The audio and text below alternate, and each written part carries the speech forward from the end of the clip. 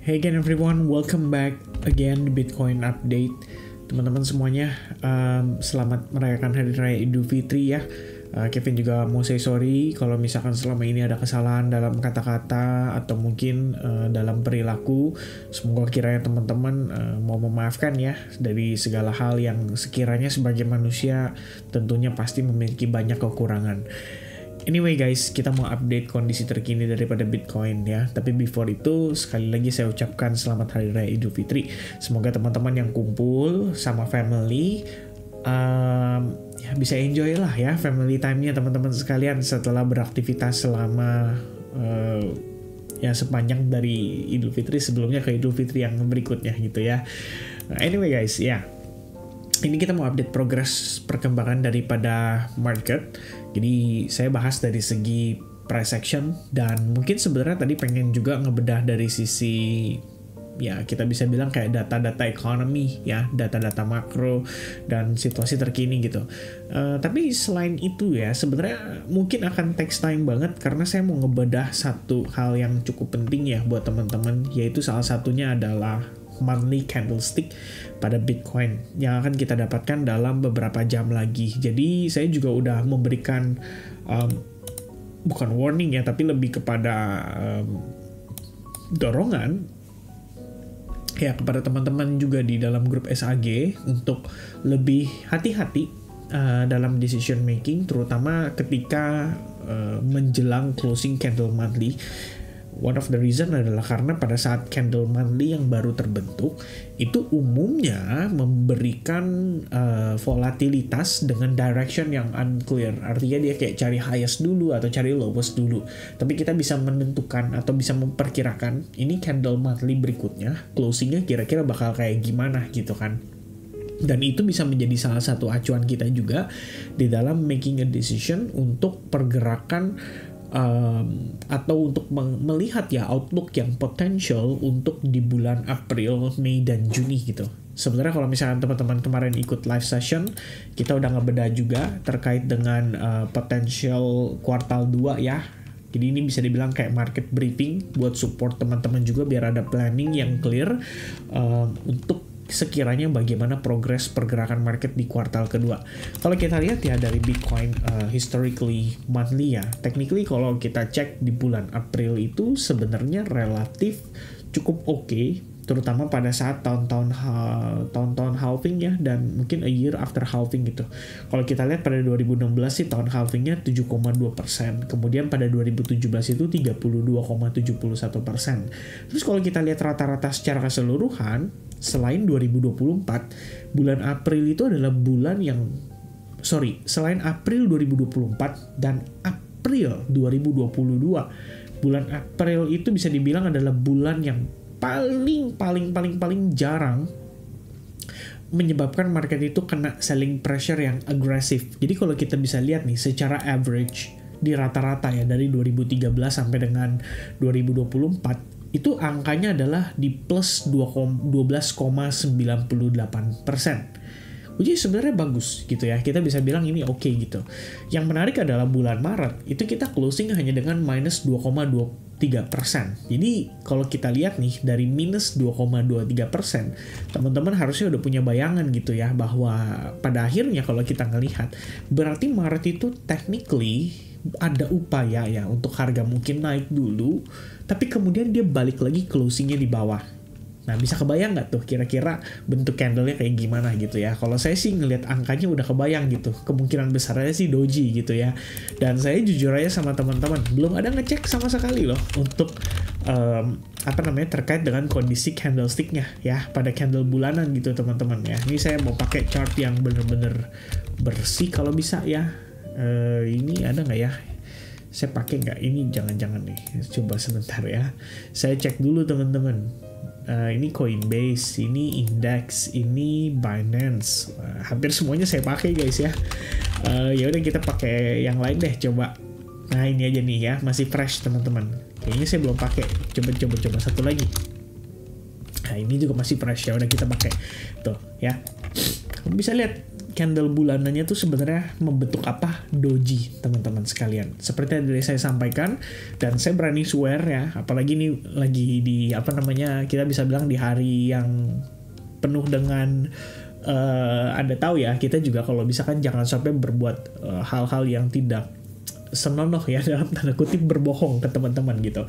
Tapi intinya kalian lihat ya, 2,23% itu udah kebayang tuh. Oh, closing minus 2,23%. Berarti kan open agak sedikit di bawahnya. Segampang itu kita nentukan gitu kan. Ini open, kemudian dia turun di segini. Nah, ini value-nya lebih kurang 2,23% teman-teman. Ini kalau exact banget sih saya nggak dapat gitu ya angkanya gitu. Tapi kan kita juga nggak tahu ya ini patokan dia dari mana gitu kan. Bisa jadi bukan dari chart yang ini. Tapi kalau kita lihat dari si chartnya Bitget ya di sini, minus 1,15%. Kecil nggak? Kecil. Ya, technically apa yang terjadi pada closing bulan Maret? Hanya membentuk sebuah doji. Now, here's the good thing, teman-teman sekalian ya. Here's a good conditionnya. Kalau memang ternyata bulan April adalah bulannya kita melihat Bitcoin ya, ada possibility untuk kita ngejar kembali return yang lumayan ideal. Let's say dia gain maybe, ini kan kalau kita lihat 30%-nya cukup banyak ya. Di 2020 bahkan 2019, 2014, 2017. Ini during the bear market di cycle sebelumnya aja ya, which is 2018. Itu April hijaunya lumayan gede loh. Jadi kalau kamu lihat di 2018 nih tuh, sepanjang 2018 ya. The only month kita bisa ngelihat gain cukup bagus itu adalah di 2018 itu tepatnya ya. Setelah berbulan-bulan ini saya coret-coret gitu ya. Ada satu yang bagus 20% gitu pada bulan Juli. Tapi the best performance ya itu justru di bulan April dengan peningkatan sekitar 33,43%, which is good banget gitu kan. Kalau kita ngelihat dari segi angka, bayangin ya, cuman di bulan April doang kita ngeliat ada performance yang bagus during the bear market. Well, saya nggak tahu kira-kira April follow up kita akan seperti apa. Oke. Most of the time, ya saya nggak ngeliat ya, kita cuma ada satu tahun, yaitu di 2014, ketika Februari closing minus, Maret closing minus, Aprilnya juga closing minus. Ini kan kita lihat Februari closing minus nih, Maret closing minus. The best chance yang kita bisa dapatkan adalah seperti tahun 2020 ketika kita 2 bulan berturut-turut closing minus, di bulan ketiganya kita dalam keadaan positif. Nah gini teman-teman ya, saya bukan menjanjikan hopium atau bagaimana, tapi ini asumsi saya pribadi gitu kan. Kalau kita lihat ya teman-teman ya, Trump reciprocal tarif ya, date. Nah kamu ketik itu, estimasi atau ekspektasinya adalah pada tanggal 2 April, ya kan? The tariff are scheduled to be announced on April the 2nd, gitu. Katanya during dia punya, saya lupa ya bahasa itunya apa teman-teman ya. Tapi intinya pada tanggal 2 April itu. Dan sejauh ini, berdasarkan informasi yang saya punya, kalau kita cek ya, ini S&P 500 gitu, sebagai acuan, salah satu acuan lah teman-teman sekalian. Kalau kita lihat kembali pada tahun 2018, the moment Donald Trump ya memberikan pengumuman seputar tarif, itu sebenarnya justru nggak terlalu impactful. Ya, the biggest impact yang kita bisa dapatkan pada saat itu adalah ketika justru waktu pertama kali dapat kabar kalau Trump akan nerapin tarif. Itu bikin marketnya turun gitu. Tapi setelah tarifnya diterapkan, justru kita ngelihat ada recovery. Itu terjadi pada bulan April sampai dengan terakhir bulan September. Sebelum kita ngelihat ada selling pressure cukup gede dari bulan Oktober sampai dengan Desember. Jadi efeknya lagging tuh ya teman-teman sekalian. Dan situasi yang terjadi saat ini, kalau kita lihat ya, ini kan bisa dibilang sudah priced in gitu. Market udah tahu duluan dong, kalau ibaratnya, wah efek dari tarif itu relatif mengkhawatirkan gitu untuk keadaan economy. Dan itulah kenapa kalau kita lihat ya, pada perspektif time frame monthly, somehow di bulan Maret ini, walaupun kita ngelihat ada selling pressure, tapi ini technically selling pressure-nya hanya ngebawa Bitcoin balik ke level yang sama dengan level pembukaannya di awal bulan Maret. So I'm not gonna saying that bahwa Bitcoin akan begini gitu ya, to the moon sampai tembus 125.000 dan lain sebagainya gitu. I'm just saying that there's a big possibility pada saat 2 April tarif pengumuman, ketika there's so many fear in the market saat ini, mereka sudah berpikir bahwa wah ini efek tarif bakalan bikin market dan ekonomi goyang nih pada saat diterapkan gitu. Well, you know what? Whales itu atau smart money sudah adjusting portofolio mereka dari sebelum itu. Jadi begitu kita udah ini ya, makanya teman-teman kenapa dibilangnya kan smart money. Karena technically yang mereka lihat adalah jangka menengah hingga jangka panjang gitu. Jadi kalau misalnya kita dapat kabar nih, seumpama misalkan ya contoh, wah di Indonesia mau diterapkan peraturan seperti ini loh ya. Ada undang-undang baru nih yang akan diterapkan di Indonesia gitu. Nah investor udah ada bayangan tuh. Waduh ini kalau beneran jadi diterapin sih bakal kayak gimana gitu. Makanya investor langsung action di situ ya. Dari kita bisa bilang sentimen yang terbentuk aja tuh udah ada bayangan kayak wah ini bakalan begini, wah ini harus antisipasi nih. Nah jadi waktu kita dapat kabar soal tarif di bulan Januari awal ya kan, Januari awal ya, Januari akhir, 20 Januari kan dilantik tuh. Habis itu seminggu kemudian kita dapat kabar kan kalau Trump bakal kenain tarif tuh Kanada, Meksiko. Now that's the first time kita ngedapetin reactionnya. Acuannya sebenarnya kalau kita bisa lihat dari S&P 500 sebagai patokan ya teman-teman. Kalau bisa lihat nih kapan kejadiannya tuh ya. The first time kita ngelihat shockwave itu tepatnya adalah tanggal 24 Januari dan pada tanggal 27 Januari hari Senin. Karena saya ingat banget pertama kali Trump mengumumkan soal tarif itu terjadi pada hari Jumat. Makanya kita ingat kayak every Jumat tuh ada aja tuh yang disampaikan oleh Donald Trump yang akhirnya bikin market tuh goyang gitu. Kayak contoh nih ini 10 Maret. Ini tarif juga, penambahan tarif terhadap China. Ya, 10 Maret turun marketnya. Hari Jumat tuh dia ngumumin, atau hari Sabtu saya lupa, tapi kemudian hari Seninnya baru market bisa reaction. Waktu itu juga sama gitu kan. Hari Jumat, kemudian hari Senin marketnya dibanting. Nah, ini kan setelah setelah kebahagiaan para pelaku pasar tuh menjelang Donald Trump dilantik. Dan Donald Trump dilantik pada tanggal 20 Januari, harga naik, kemudian hari Jumat diumumin, hari Seninnya dibanting. Nah, naik tipis, abis itu boom, baru ada reaction lebih signifikan ke harga yang lebih rendah. Dari situ kita ada bayangan bahwa market itu sudah kasih reactionnya atas kekhawatiran terkait dengan tarif. So, the thing is, kondisi saat ini adalah masih hot untuk kita lihat bahwa reciprocal tarif yang diumumkan pada tanggal 2 April itu banyak banget tuh orang bilang bisa bikin market crisis, bisa bikin economy crisis. Masa iya ya mereka reactionnya pada saat diterapkan gitu, padahal mereka tahu akan diterapkan. Artinya kan sebelum itu sudah react the market. Dan itu yang bikin, kalau kita lihat ya, mungkin dalam beberapa bulan, ya bukan bulan sih, tapi minggu terakhir kita ngeliat somehow kita dapat inflow yang baik gitu pada Bitcoin.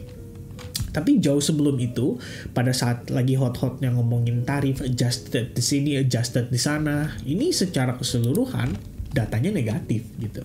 Ya, saya zoom out nih, saya kasih lihat ya teman-teman tuh. Sejak kapan? Sejak Donald Trump ngomongin soal tarif itu berlangsung lebih kurangnya pada 24 Januari, and then 27 Januari kamu bisa lihat for the first time setelah kita ngelihat positive inflow ya selama berminggu-minggu. For the first time kita ngelihat ada 3 digit lagi guys. Dan angkanya itu mendekati $500 million. Oke, ini 457 juta dolar, berarti $500 million, mendekati. Oke, and then inflow 3 digit, inflow 3 digit, inflow 3 digit, and then kamu bisa lihat start shifting dalam keadaan negatif, minus, bahkan ada one of the biggest outflow kayaknya sepanjang sejarah ETF tuh, yaitu 1.138 juta alias $1.1 miliar, $1.1 billion in a single day. Outflow-nya segede gitu. Baru kemudian kita lihat mulai ada inflow 2 mingguan terakhir. Oke? So, the idea yang kita bisa lihat di sini adalah market very likely udah reacted dulu atas sentimennya. Oke, makanya ada istilah sell the news, buy the rumor, sell the news gitu kan. Kalau ini kita bilang apa? Sell the rumor, maybe by the news, ya saya nggak terlalu confident sih untuk mengatakan itu karena nanti kesannya tuh adalah moon boy gitu kan. Tapi maksud saya begini, so if we see that reaction sudah terjadi di awal, ya makanya mereka sudah adjusting positioning mereka di situ. Oke, ingat teman-teman, smart money itu bukan mereka kita bisa bilang cenderung react gitu ya. Mereka itu anticipate, most of the time anticipate. Jadi mereka lihat dulu ini implikasinya apa. Oke, how kita anticipate. So mereka sell lebih early, misalnya seperti itu.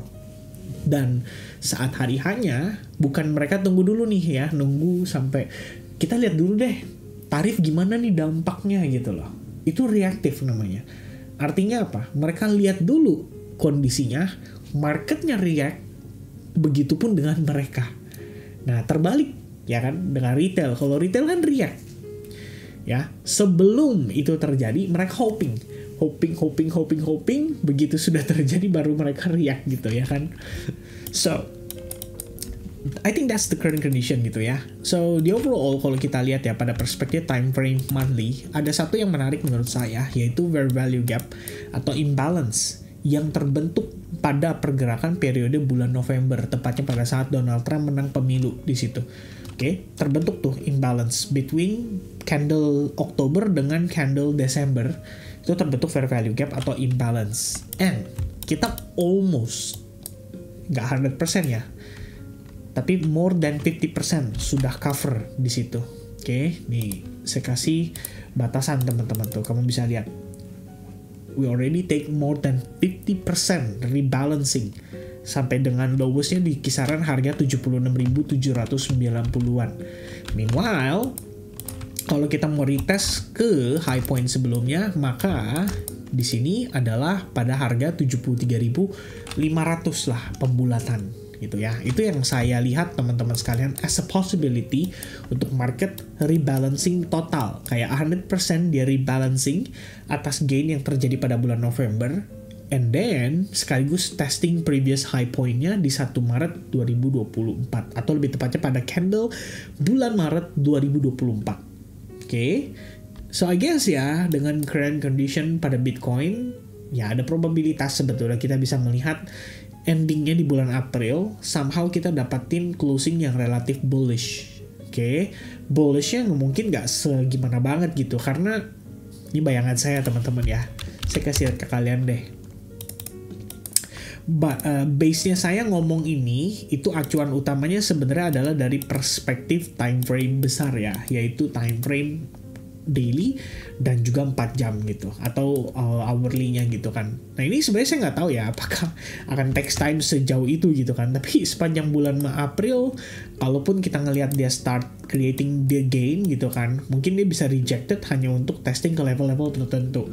But if I'm wrong, which is saya harap gitu ya, saya salah gitu teman-teman. Yang my expectation adalah ngelihat ini, dan ini terbentuk menjadi sebuah potential inverted head and shoulders.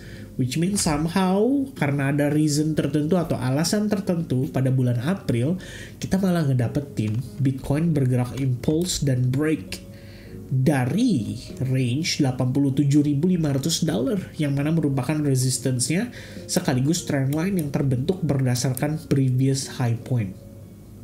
Kalau itu yang terjadi, ini akan jadi kondisi yang sangat amat menarik atau amat sangat menarik.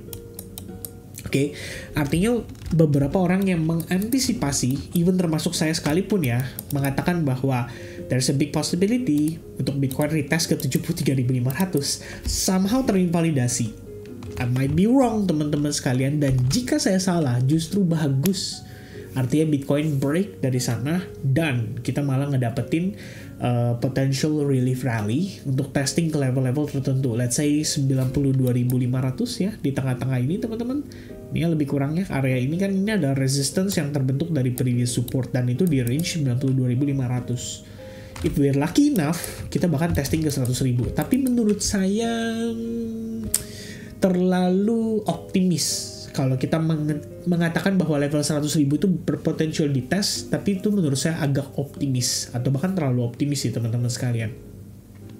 Kenapa saya katakan itu? Ya again ya, kalau kalian nonton live streaming ini harusnya kalian tahu pandangan saya seperti apa. Terutama berhubungan dengan the Federal Reserve kemungkinan baru bisa taking action itu di bulan Juni, dan dorongan itu adalah karena kelihatannya dia akan benar-benar menghentikan QT. Ya, menghentikan QT dalam artian terakhir kita dapat kabar kan kalau di FOMC terakhir dia akan mengurangi pengurangan balance sheet-nya dari 25 miliar dolar jadi 5 miliar dolar. Maka jika terkonfirmasi seperti yang diminta oleh TBAC bahwa pada bulan Juni the Fed technically akan stop the QT, so ya. Quantitative tightening or QT will end in June or July 2025. Jika itu yang tervalidasi atau terkonfirmasi teman-teman, ya I guess we're gonna see the market ya baru bisa benar-benar dalam tanda kutip ada extra rally after June. Itu pandangan saya gitu. Ya tapi kalau dikasih lebih awal juga saya happy-happy aja gitu ya. Cuman realistically speaking kalau kita lihat saat ini kelihatannya cukup sulit. Probabilitasnya cukup kecil. Apalagi kita ngelihat dia rejected dari EMA 8 dan 21. Ya, tepatnya pada perspektif time frame daily ya. Saya lupa ini. Oh, 21 dan 34 pada perspektif time frame daily. We got rejected di situ dan kemudian technically time frame kecil kita sudah mengalami market structure shift. Ini a bit early today ya. Saya ada ngomong sama teman-teman di SAG bahwa I'm expecting for Bitcoin to sweep ya the low point dulu and then dia rebound untuk potential lower high-nya. Ternyata nggak nyampe sweep ke bawah sih ya, cuman dia technically nge-sweep internalnya gitu, dan good news-nya adalah order block-nya di respect gitu ya. So I think this is the case currently. Kita ngelihat dia sweep internalnya, so they're not taking this low point. Kemudian kita ngelihat pada perspektif time frame 15 minutes, we have another confirmation bahwa Bitcoin technically creating higher high gitu ya. So ini adalah sebuah market structure shift gitu. Pada perspektif time frame 1 hour juga belum sampai sih. Kalau 1 hour dia belum valid gitu. Cuman 30 minutes-nya dia valid untuk kita katakan seperti itu. Dan kalau misalkan per besok nih atau per saya selesai video ini saya buat, teman-teman ngelihat dia close by body ya di atas, terutama pada perspektif time frame 1 jam, itu bakal keren banget guys. Kenapa? Karena ada kemungkinan monthly-nya dia bener-bener doji total. Ya, doji total tuh maksudnya gimana? Ya bener-bener nggak ada badan candle-nya gitu. Ya bener-bener setipis itu. Dia closing 84.000 aja, which means kita cuma minta dia naik segini doang nih. Ya, di range area ini nih. Ini nih. 84.000 di sini doang nih. Ya, dia naik lagi nih dikit aja nih kan, ibaratnya apa nih? Kalau kalian lihat ada 1 jam apa? Bullish engulfing. Ya. Kemudian kalau misalnya kalian yang fokusnya ke trend line nih, nah itu breakout dari trend line. Exponential moving average nih, wah 8 dan 21 berpotongan ke atas ya. Nah itu dia ya. Ternyata teman-teman sekalian, jam 2 sekarang saya create video, kita closing dalam keadaan bullish engulfing, jam 3 di sini, jam 4 di sini, jam 5, jam 6, jam 7, wah valid dong, dia closingnya di situ. Dan ternyata daily-nya dia jadi buntut. Kebayang nggak tuh? Ya, berarti return monthly-nya 0%. Nggak turun, tapi juga nggak naik gitu. Jadi turunnya dibantainya kapan ya? Pada bulan Februari. Dihabisin gitu. Pada bulan Maret, market cuma dibikin merasa pesimis bahwa there's no more enough power left gitu ya. There's no more power left for Bitcoin untuk dia creating higher high. Mungkin itu ya sentimen yang dibangun pada para pelaku pasar kripto untuk saat ini. So I think ya that's the overall idea yang saya bisa share ke teman-teman sekalian. Ya, pada intinya kalau misalkan monthly candle kita closing dalam keadaan doji, good newsnya adalah candle sebelumnya kita dalam keadaan bearish, candle berikutnya dalam keadaan doji. Itu artinya apa teman-teman? Artinya selling pressure yang berlangsung pada bulan Februari kelihatannya sudah tidak di follow up pada bulan Maret. Makanya market hanya dalam tanda kutip uncertain gitu ya, atau kita bilang indecision, tidak memiliki decision yang clear. Mereka nggak tahu apakah mereka sebaiknya buying atau mereka sebaiknya selling gitu. Di tengah-tengah aja tuh ya. Baru kemudian apa? Next month-nya kalau misalkan kita dapatkan potential dia rebound, itu lebih bagus gitu. Karena sejatinya teman-teman sekalian ya, Doji Candlestick ya, Doji Candlestick itu seringkali direlatekan dengan condition potential reversal. Ya, makanya ada beberapa kondisi tuh. Kalau misalnya kita lihat ya, Dragonfly Doji, kemudian ada Gravestone, ada Doji Candle. Ya intinya Doji Candle ini umumnya menjadi sebuah indikasi dari pembalikan tren. Tren yang berlangsung pada bulan Februari adalah bearish, which means kalau bulan Maretnya Doji, ya ada potensi lah kita ngelihat dia bisa rebound gitu kan. Sebenarnya naik 17% aja udah bagus banget ya, 100.000 gitu kan. Tapi kalau kita naik cuman dia 12% deh, ngikutin average-nya gitu ya, dimana 12,98%. Average monthly return pada bulan April adalah 12%. Kita ambil angka lebih jeleknya lagi ya, cuma 10%. What do you think guys? Ya, I think that's good enough ya. 92.000 di testing, that's good enough gitu untuk Bitcoin in the end of April. Kira-kira begitu. Oke, so I think the overall idea saya sudah sampaikan bahwa in the end-nya kita juga ngelihat bahwa ada possibility kok kita bisa rejected lagi, creating lower high dari sana gitu. Ya saya harap sih bulan April, terutama tanggal 2 nih ya, reciprocal tariff pada saat di-announce benar-benar nggak bikin market yang gimana banget. Mungkin kita ngelihat market bisa panic selling gitu, kayak set-set gitu ya, kayak cepet gitu recovery-nya. Ya, itu ekspektasi, tapi realitanya gimana kita kembalikan ke market biar market yang react gitu. Kita fokus utamanya saat ini ya, kalau kita ya, saya pribadi nih teman-teman lebih banyak scalp the trade, maksudnya lebih banyak scalping trading aja, manfaatin pergerakan harian. Itu aja sih kalau saya untuk saat ini. Oke, so I think that's gonna be the update for you guys. Be safe on your transactions, terutama kalau kalian lagi ada acara family, fokus aja dulu sama acara family. Jangan terlalu mikirin trading dulu ya, trading di skip and ya kasih waktu lah ya, karena minggu ini juga minggu NFP, hari Jumat bakal jadi minggu sibuk juga buat kita semua di market. So I think it's better better to play safe dulu untuk saat ini ya. So that's the whole idea yang saya bisa share ke teman-teman. Okay? I think that's gonna be the update for today. God bless everybody and I'll see you guys again in the next update guys. Cheers. Bye bye.